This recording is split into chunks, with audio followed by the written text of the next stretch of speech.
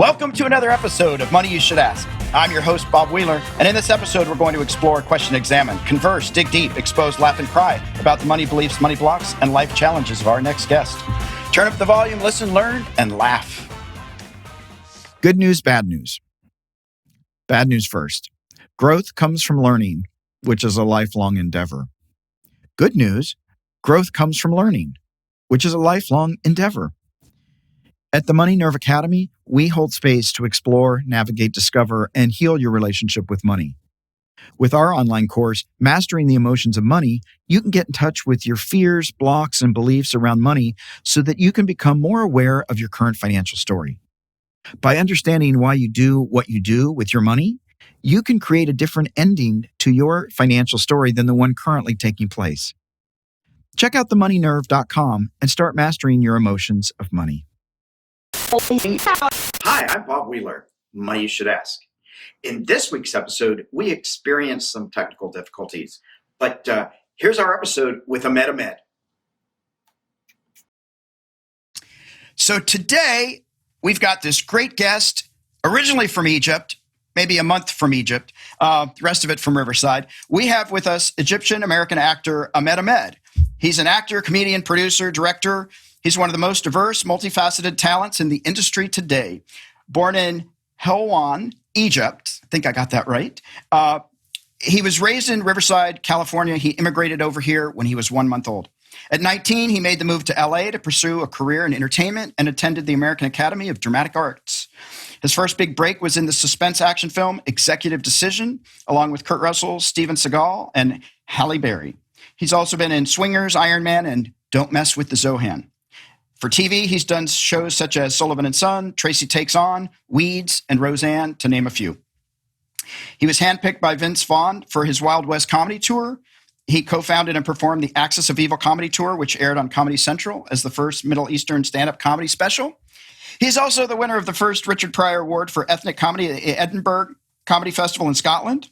He's a regular performer at LA and New York clubs, and he tours nationally and internationally. He's also been the host for Comedy Central's Asia's comedy series, Stand Up Asia. And he recorded a comedy special on Kevin Hart's LOL network in Just for Laughs.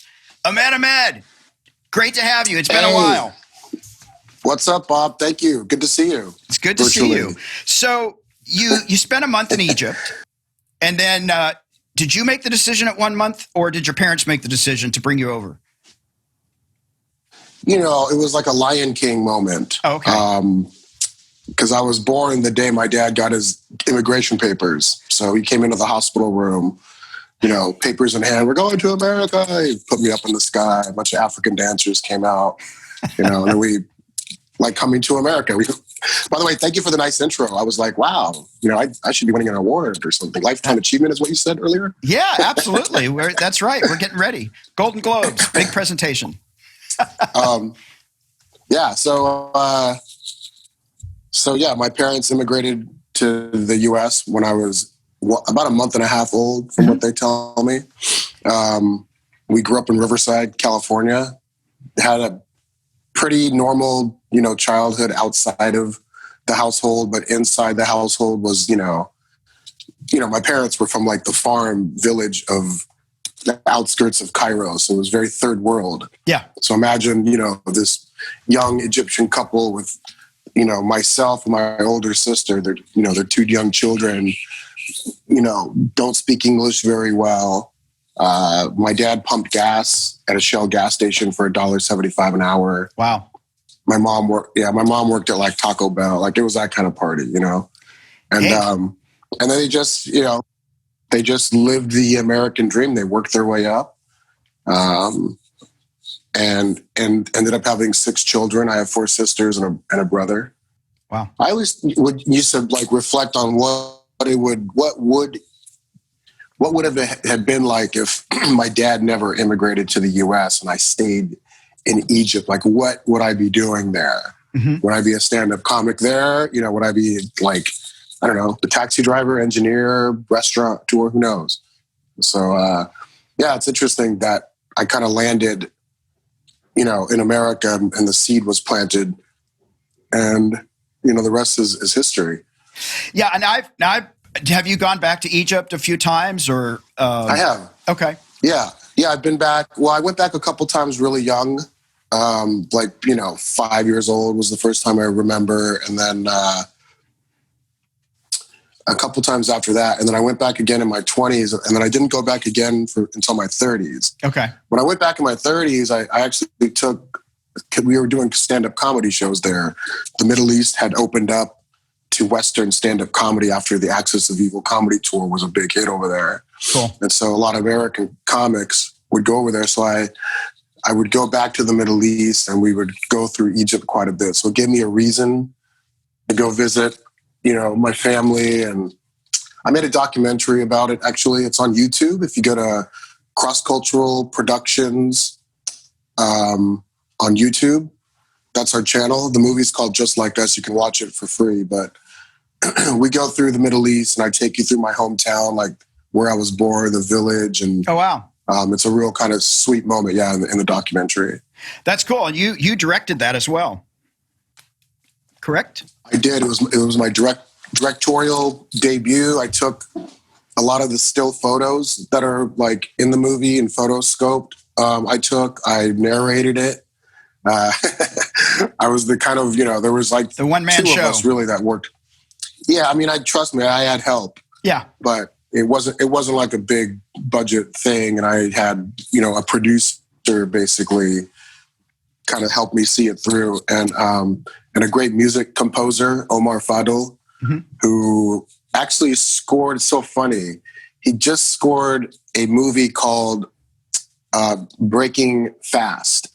Okay. And it's about this gay couple. One of the guys is Muslim. Okay. And it's like his coming out, party as a gay Muslim guy. And, I just think it's so cool how these boundaries are being broken. Yeah. That were so taboo, 20 years ago, even longer, but most recently, not, 10 years ago, you could never do that. Yeah. I don't think that would be a fun moment. Right. As the person with, hey, mom and dad, guess good. What? Yeah. Yeah. The movie looks pretty good. This Arab Muslim guy falls in love with this like real white, like kind of, I think, sort of privileged kind of guy, well-to-do guy, handsome. Wait, are you saying white guys are privileged? Most of you are, Bob, and you know it. I do know it. You guys, because you're keeping the brown man down. Well, not me, but many of my brethren. I hear you. I wish I was white. I feel like I'm white because I make my bed. There you go. White people you guys make your beds. We make our beds. Or we're beaten, but we make them. Were your parents excited when you said, I'm going to go to LA and become a mogul in the entertainment industry? No, they were not. And thank you for that word. I have never been called that. So thank you for, I don't know. I don't think it really worked out because I'm living in a studio apartment in Venice Beach, but no. Thanks, man. That was kind of you to say. I do kind of pride myself on, just thinking outside of the box and trying new things and experimenting different types of not only comedy, but like producing. Like I'm a better producer than I am a comic. And I think most people would agree to that. And I'm not saying like, I'm not a bad comic. I can hold my own on stage. Yeah. I can hold my own with the best of them. They're at the Comedy Store, any given night, you're going in between, Andrew Dice Clay and whoever, fucking, Joe Rogan or whatever. And, then you have to kind of scissor your material in between that. Yeah. But, and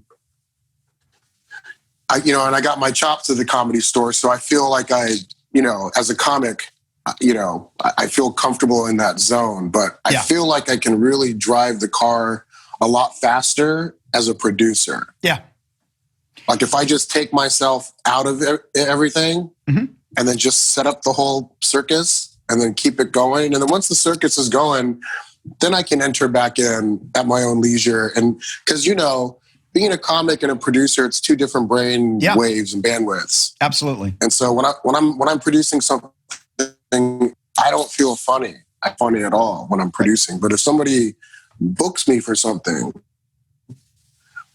when I would go to the comedy school, Ahmeds will feel this, that was my 15 minutes every night to go up on stage and be free.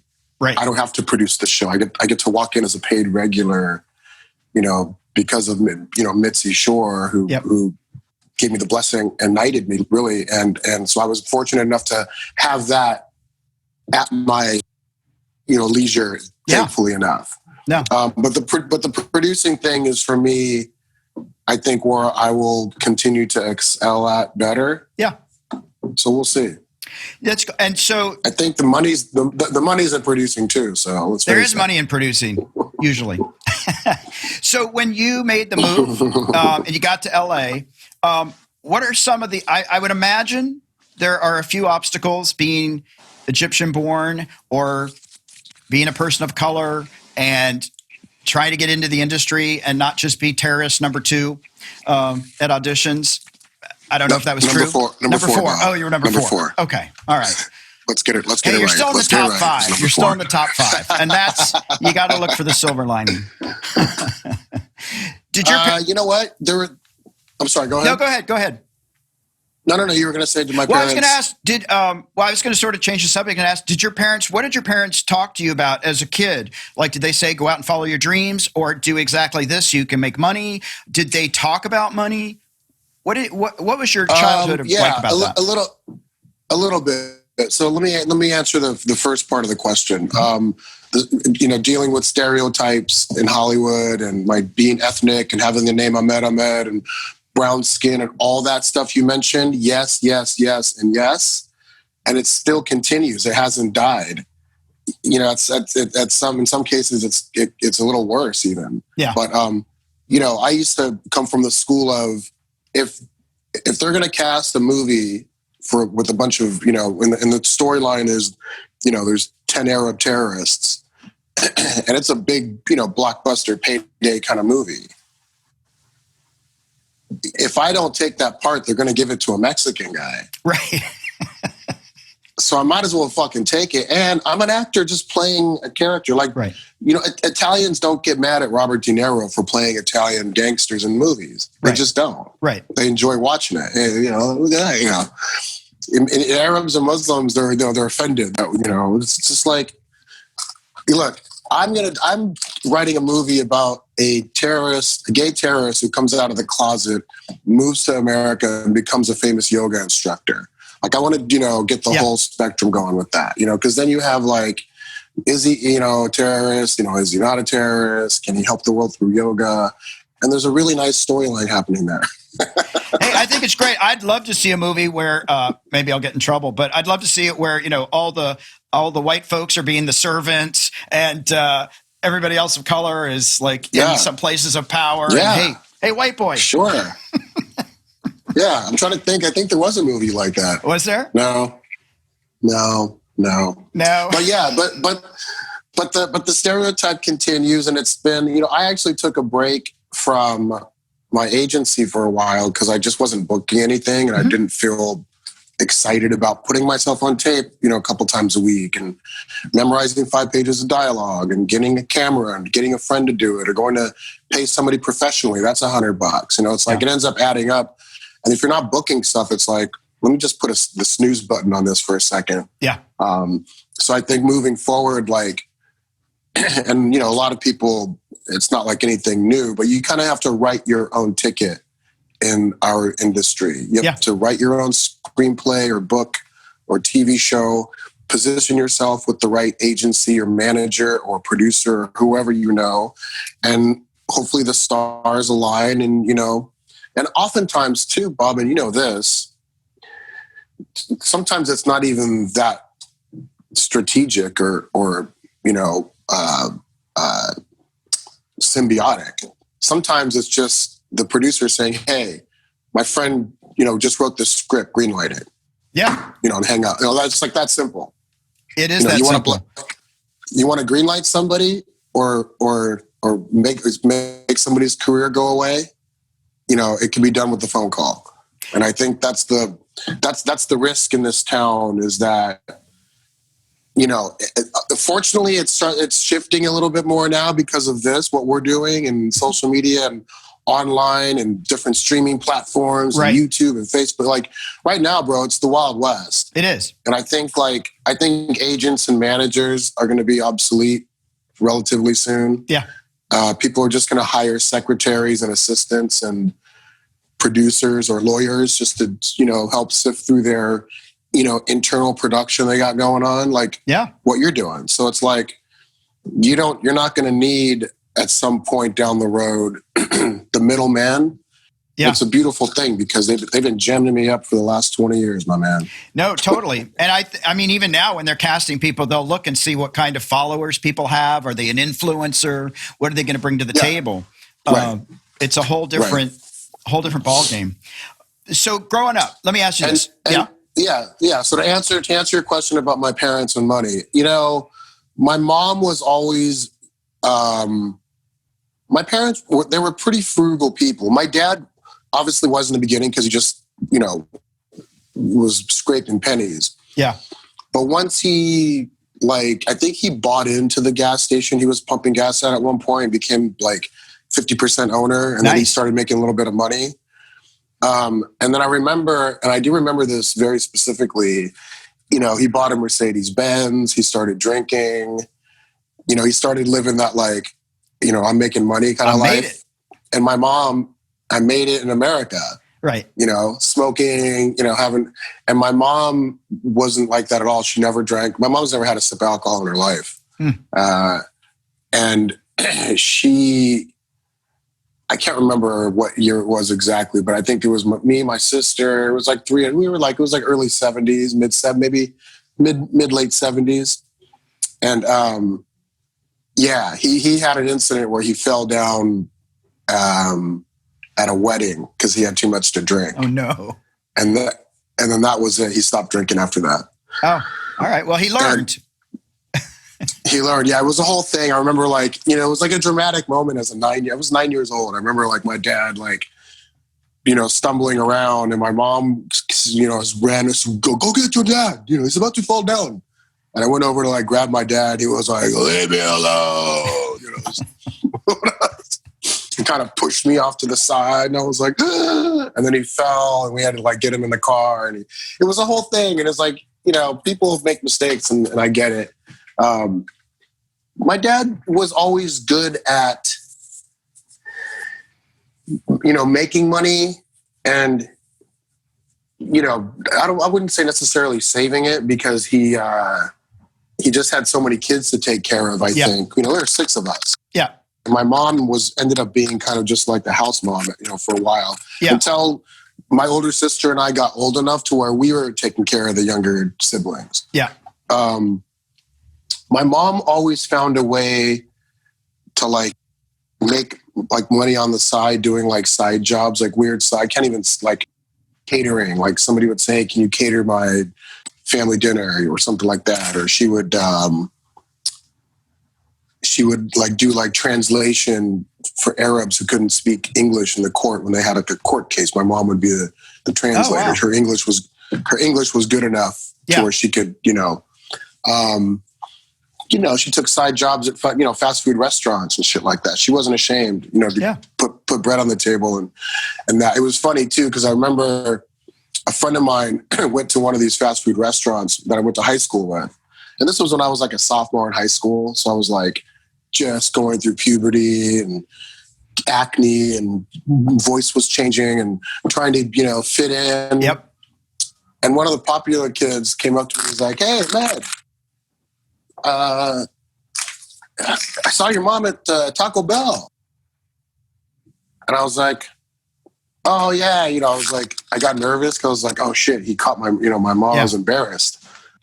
I was like, oh yeah, she's probably just picking up some tacos and stuff for the family and whatever. He was like, no, she was behind the counter.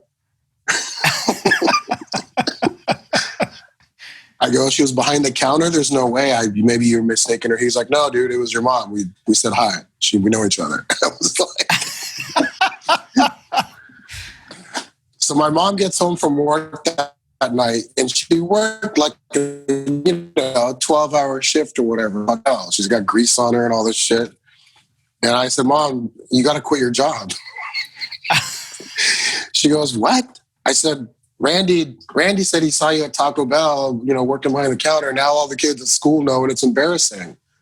And she's like, tell Randy to fuck off. I'm not quitting my job because you're friends. She was like insulted, like, screw them. Good for her. But she always had a way. Yeah, she was my mom's, I don't, nobody's perfect in life, but she's super, super damn close. Yeah. She always had a way of like saving money. She always just would put money away. Mm-hmm. She would hide it in different places in her room. She would like have some money in her bra for some reason, mm-hmm. like at all times. She'd just reach in her bra and pull out like $20 or whatever. And then she had like, and my dad, he was more like, make this much money, pay the electric bill, here's money for the groceries.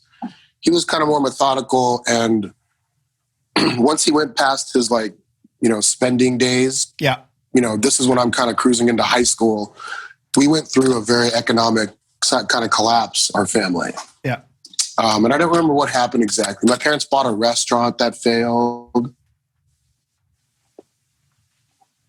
Middle Eastern food restaurant, and it closed down about 5 years in. But then 2 years after that, like falafel stands popped up. It was everywhere. Like the cool thing to eat. Yeah, I think my parents the timing was off. So that was kind of a money pit, and then ended up breaking even for them thing. And then he owned an automotive shop. He's a self-taught mechanic, my dad. Yeah. So he was like the town mechanic. He had a shop. He had a shop called Baker's Automotive. Abu Baker was his name. Ah, cool. And so he was the town mechanic, and people would go to him, and he was always honest with his work and that kind of thing. But with money, he had a couple opportunities to go into business with some people and maybe do very well for himself, and he chose not to for some reason. So he's always been kind of like, and I don't say this to discredit my father. He did a great job bringing, his little family to America and, raising 6 of us as well as he could. And under the circumstances he had, and I'm not belittling any of his achievements or accomplishments, but he was never like a shark or a tycoon when it came to like the idea of making money. Yeah. He just wanted to be steady. Yeah. Well, do you think, for me, it feels like that folks that immigrate to the U.S. don't come in entitled, and they really look for every kind of opportunity to make a better life. Like they come in with an intention of, I came here for a reason, mm-hmm. not taking anything for granted. Nobody's giving me anything. Mm-hmm. And I'm starting from the bottom up. Yeah, I mean, they're starting from scratch, which my dad literally did. My parents come from the 2 biggest families in Helwan, Egypt, where I was born. And they just met. They had my sister, they had me, we immigrated. My dad, I think, was he used to like be the head of like a cement company or some shit like that. I can't remember. But he served in the Egyptian military and, went to university. And he was a very sort of well-to-do, astute kind of, progressive guy. Wore a suit, smoked cigarette, like real classy guy. Yeah. And then he got to America and, here he is like pumping gas for $1.75 an hour, starting from scratch. Starting all over.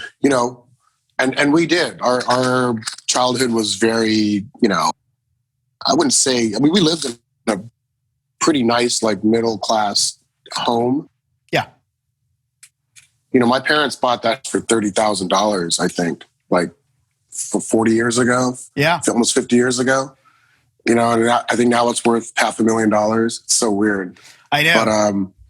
But but with money, it was just sort of like, pay your bills, don't spend, too crazy. My parents were always pretty frugal, save your money. Don't spend it on things you don't need. Buy a house. That was my parents' thing, though. You got to buy a house. Got to buy a house. when you buy a house, that means that's when you've made it. That's when you've arrived. But as far as like where my head moving forward, when I was a child and I used to watch movies and these TV shows and, magazine article and things that inspired me as a young westernized, Egyptian kid, I was more inspired by not only the American dream, but the financial wealth and freedom you can achieve if you really just put your mind to it. Yeah. And at times I have, and I've done very well, knock on wood. And at times I lost focus, which is easy to do. Yep. And you derail, and then it's hard to get back on the train. So, with me financially, some of their influence and like teachings with money and of money, I have applied and have affected me, and some not. Yeah. What about you? Oh, well, my parents were terrible with money. Terrible with money. We also had a big family. There were 5 kids, and we ate, wow. And we had a house, a roof over our head. But where'd you grow up? I grew up in Tennessee. I grew up in Clarksville, Tennessee, a very small town at the time. It's much bigger now. They have more than one high school, but I grew up in a very small town. Yeah, I think when you grow up in the U.S., growing up white, I think you don't realize all of the benefits that are just afforded to you automatically. Takes a while to go, oh, we are not all starting at the same starting line. And even though my parents weren't wealthy, I think being white goes a long way, or did go a long way, probably still does. Sure. But at least I'm now aware. I'm at least aware of my privilege, right. And I can like own that and know that I have benefited from a system that. I think that should be a title of your book.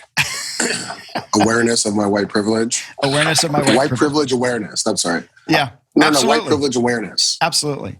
Something like that. I've been fortunate, but I think I went into accounting because I didn't want to be broke and I wanted to learn to manage money because I didn't have anybody teaching me. And I got into that so that I could learn more about it. Well, accounting, you're always going to have a job. Right? Always going to have a job. People always need accountants regardless. So you still got to count the losses. Right.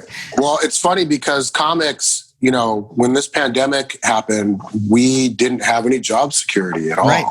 It's a very sad time. It still is. It is. We'll see what happens with this lockdown, but God almighty, I can't tell you, like, trying to navigate as a stand-up and by the way, speaking of money, like after I had my run, 15 or 20 year run in Hollywood, I moved to Asia for 2 years. Yeah. And lived in Kuala Lumpur, Malaysia. And I was a talent buyer, producing comedy shows and performing around Asia. And it was fun. I made some great friends, some great contacts, wrote some great content.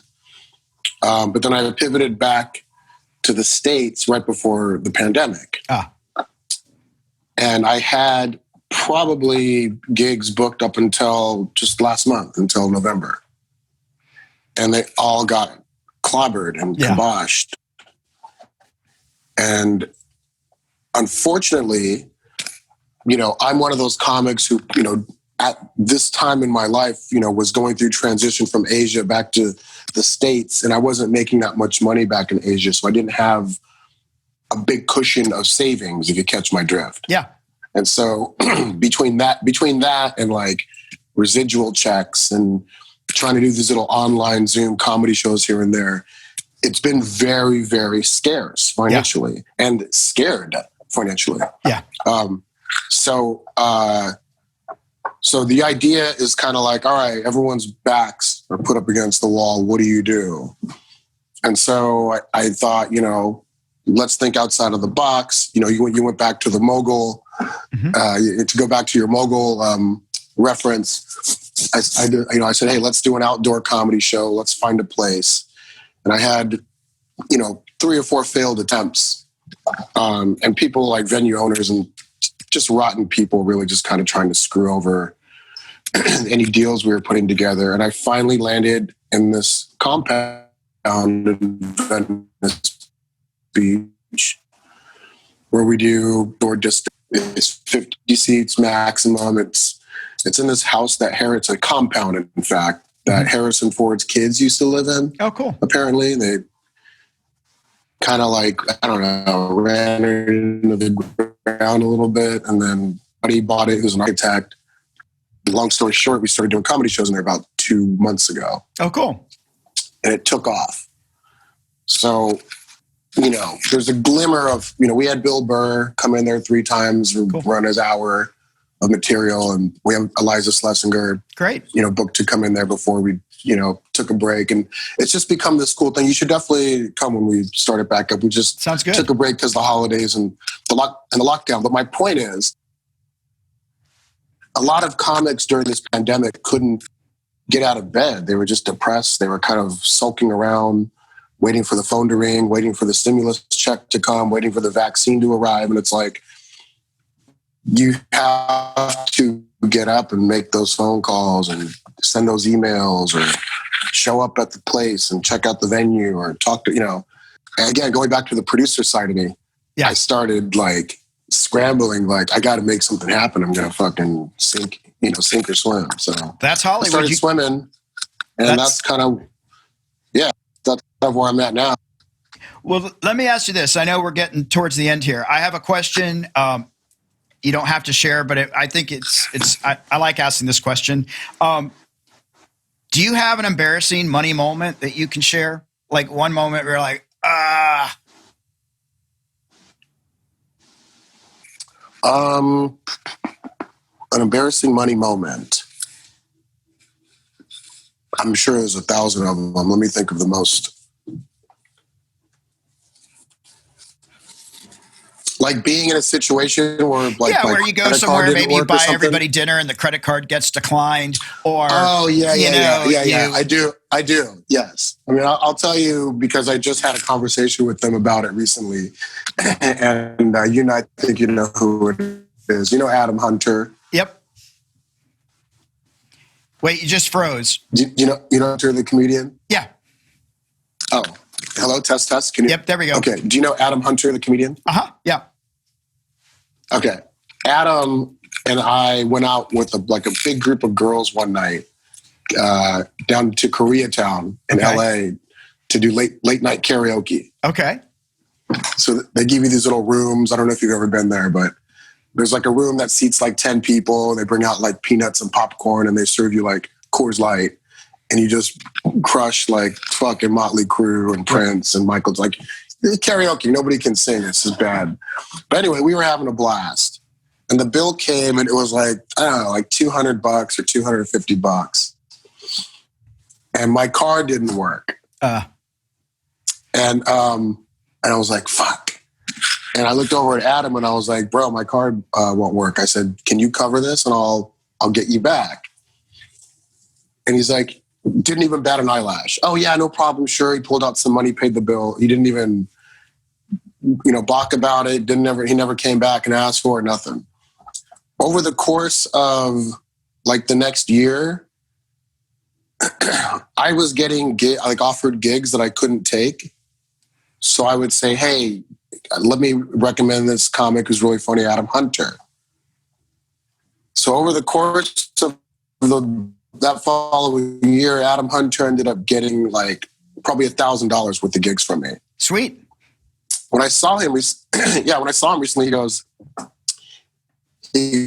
I'll never forget that night we all went karaokeing and you didn't have the money to pay for the bill. And so I covered it and it was like 200 some bucks. And I was like, oh, I know, man, sorry about that. Thanks for, he's like, yeah, but it's cool. He goes, you never paid me the money back, but you got me enough gigs for that year that it made sense. It sort of balanced out. He was like, he's like, you got me so many gigs on that. I can't even, he's like, consider that commission. Like, it was like that kind of thing. So anyway, he was cool and like whatever about it. But I mean, I can't really think of any. There have been times when I like borrowed money. There were times when I, wasn't paid Yeah. There were a few gigs in the Middle East. I went to the Middle East quite a bit from 2005. But there was a good like 4 years where we were going a lot. And, we would get burned. I got burned tens of thousands of dollars from promoters. And what are you going to do? Try to sue a British promoter who lives in Saudi Arabia? Yeah. All right, good luck. So sometimes you take it on the chin a little bit. I've been a little bit more transparent with if I do a gig like that, like I'll require all the money up front. Yeah. Or a deposit and then the rest before I go on stage, that kind of thing. Yeah. And look, all you can do is keep moving forward. And in the case with Adam, pay it forward and just keep moving. Hollywood's a moving target. Yeah. It's a moving target. It really is, man. It is. But I think that people are starting to pivot out of here and move to other like cities and states. And I feel like there's a bit of an exodus happening, especially with the homeless population, like it's going through the roof. It is. And when I say homeless, and God bless them, I'm not making fun of them, but I've seen some of these homeless people camped out on the side of this. It's like, it looks like they just became homeless. Yeah. It wasn't like they've been out there for a few years. Yeah. They've got, nice setup, big fucking tent from, whatever. Big Five. Sporting goods store. Yeah, Big Five, fire pit. Yeah. There's a guy who lives around the corner. Yes, he's camping. He's got a Mercedes Sprinter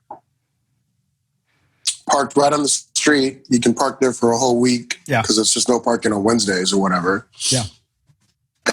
And he had a fire pit and a whole setup, a couch out there on the sidewalk, like pulled out a couch. He was sitting there with a girl the other night, like on a date.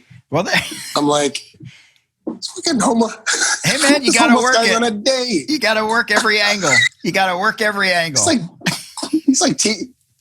He's teaching CrossFit to the other homeless people. Like he's making money on the streets, bro. That's right. He's probably doing a $2 membership, all that stuff. He's dialing it in. It's awesome. It's crazy, but LA has become a place for me that, when we get into January, February, and we'll see what happens with this Venice Comedy Compound thing that I'm doing. Awesome. And if it ends up being like a thing that keeps me here, then I'll stay. But I'm also looking to move and pivot out of LA again. Yeah. Whether it's, in the United States, but in a different state, or going back to Asia, which I'll probably eventually do at some point. I really loved Asia. And I love, the hospitality and the culture and the food. And Asia's, have you been to Asia ever? Yeah. It's great. Yeah. Which countries? Well, I've been to the Philippines. I've been to Thailand. I've been to China and China. So, China. Yeah, it's all good. They're all different, but great. I've been to India, Nepal, a lot of places. It's fun. Well, even if you're not in LA, even if you're not in Venice and you're moving around, where can people find you now on social media? Where can people find you online? I'm pretty active on Instagram for the most part. It's at Ahmed Comedy, AHMED Comedy, at Ahmed Comedy. Facebook, I don't really do anything on. Twitter, the same, at Ahmed Comedy. YouTube, you can just type in my name on YouTube. Ahmed Comedian, and a bunch of clips will pop up. That's it for now, man. We're just waiting to write out 2020 and see what 2021, has in store for us. Hey, hopefully not another pandemic. I hope not. I think a double would be a little sucky. Let's just keep it to one every 100 years. I thought it was funny, during, we had a pandemic, we had political upheaval, racism, riots, George Floyd, Donald Trump. It's like everything was going crazy at once. And then Elon Musk decided to, shoot a spaceship up into the fucking sky, like Tuesday at noon or some shit. Yeah. And I was just like, every day this year, it's something. It's always something. It's something. He's just looking for a new neighborhood to live in. That's all. He's trying to get out of LA. That's right. Like the rest of us. Well, That's right. Listen, it's been great having you. I just want to say to our guests real quick, don't forget to share the love. You can find us on Facebook, Twitter, and Instagram. Search for Money You Should Ask, all one word. You can subscribe to this podcast on your favorite podcast player. And if you prefer to watch our episodes, you can head over to YouTube and subscribe to our channel. Ahmed Ahmed, it's been so good catching up, and thank you for sharing. Thanks. And I wish you much success. And hopefully this is the last pandemic for a while. Thanks, man. I hope so. And I appreciate you having me on your show. And let's catch up soon outside of here. Beautiful.